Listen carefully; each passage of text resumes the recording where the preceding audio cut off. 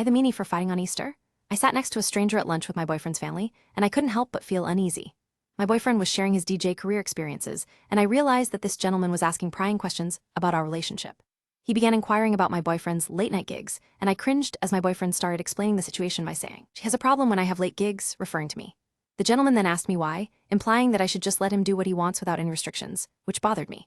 I calmly explained that while I don't mind occasional late nights, I draw the line at 2 a.m. as it's not my favorite time of day. However, this didn't seem to sink in with the gentleman, who continued rambling about how if he's meant for me, he'll come back, and that men generally dislike being on a tight leash. My boyfriend stood up for me, stating that we have compromises and boundaries, which I appreciated. Nevertheless, I was still feeling perturbed.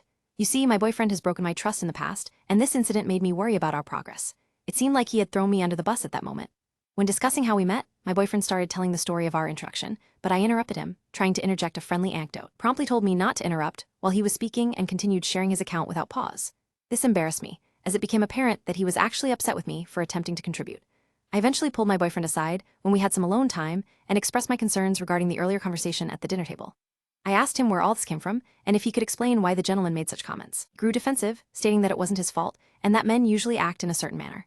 I became increasingly upset because we had worked diligently to strengthen our bond, but now my boyfriend was justifying certain behaviors by saying, "That's what men do." It felt as though he was implying that I'm being unreasonable for having boundaries. Am I the meanie for getting upset about my BF staying out late?